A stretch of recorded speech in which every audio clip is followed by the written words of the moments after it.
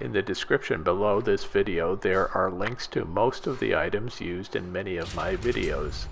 They are there so you can locate them in case you are interested. I changed my mind. I do not recommend this anymore. Hi, my name is Gerry, and I am a twin troller boat owner. A while back, I did an experiment. I bought these plastic skids, if you will, or I don't really know what to call them. You put them on your bunk. Supposedly it makes the boat slide easier on and off.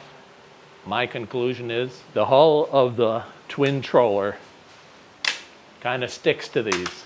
So I don't really see an advantage to it, and I'm taking them off.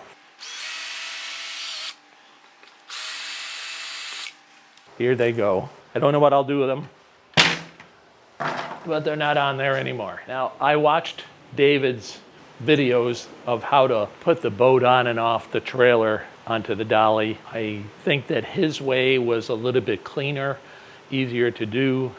When he pulls the boat back, he's got the dolly underneath it.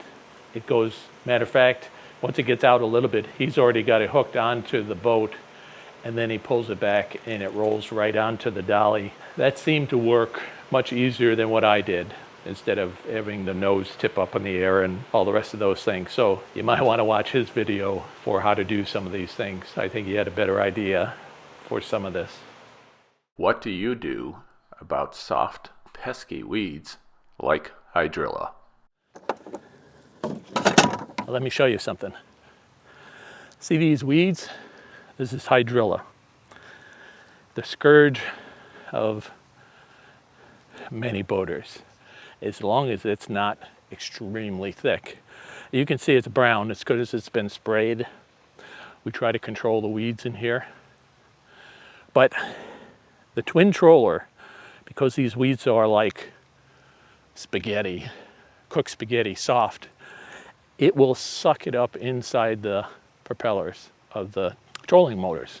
And that's not good. It's about the only thing that the twin troller has trouble going through. If you look back in the old videos, I created something called a weed removal tool. And it's easy to make. Actually, David tried to get me to make them and sell them. I said, no, I'm just not interested. It's cheaper to just do it. I did the video so that people could see how to do it, but it is an off one when you make something the first time, it comes out exactly the way how you want it. Well, sitting in that seat, I can stick this over the side of the boat, hang on to the handle, and sweep underneath the boat. And I can get bad weeds uncaught from the bottom of the boat. And then I turn around the other side. And the lanyard is to make sure that I don't lose it, because it's made of rebar.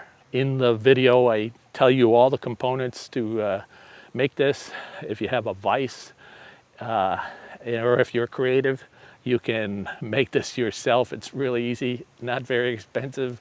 It's just CPVC pipe, a little bit of vinyl tubing, clear, just to protect the boat and to protect my hands, because over time I suppose this, as it is, you can see here, it gets wet and probably starts to rust. So this has saved me in so many instances over the years to be able to get the weeds out from under the boat without having to reach down over the side in alligator and snake infested waters trying to pull the weeds off.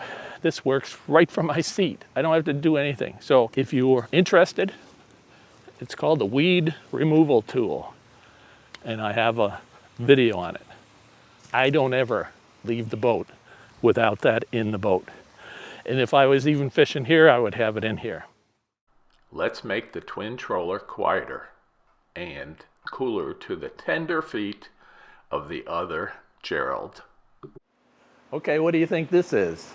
Well, Gerald from New Hampshire should easily recognize it, because he started a trend, and that is to put some padding on the floor of the twin troller, and that's what I want to do. Well, why do I want to do that too? Because it's noisy when you drop something on the floor of the twin troller. It's noisy to the GoPro, and most important, it's noisy to the fish because it telegraphs right into the water that there's something really noisy over their head. So I went to Walmart. I looked at different places, but at Walmart they had this. It's $12 some odd cents. It's in the exercise area. It's a reversible exercise mat.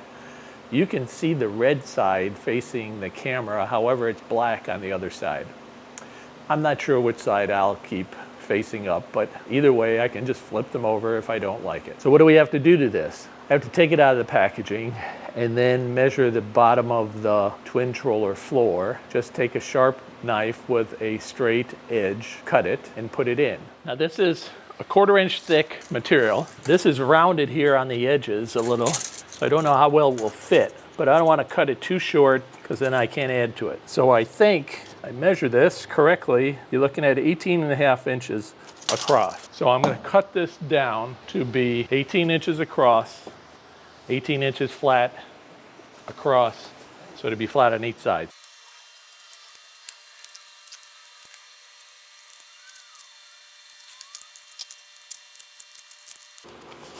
Let's turn this around.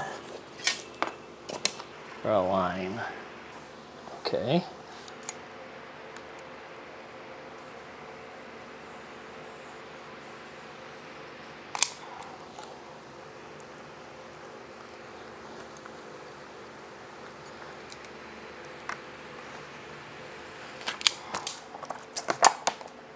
All right, let's see how it fits. 18.5 inches, looks like it fits quite well.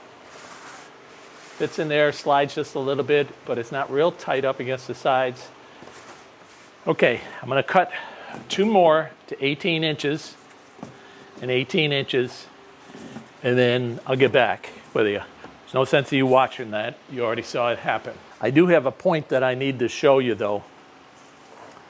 If you just, once you cut your first one, if you just lay it out and cut another one, and say on this one, you cut it short on this side, on the next one you cut it short on this side, these tabs won't line up anymore. So you need to have these together like they are here. So if this is the one you cut down, the next big one, connect the tabs, then do your cutting. And it will keep, so when you get done, you've got tabs that line up. Otherwise, they won't. Now they give you 1 extra piece with this, and it's a good thing it did, because as you can see, they didn't line up. So don't make the mistake that I did. This is what it looks like with the red side up. This first panel is full from one end to the other. I did not cut off the tabs on each end. It's all the way back. This one's connected to that, full size, just cut side to side.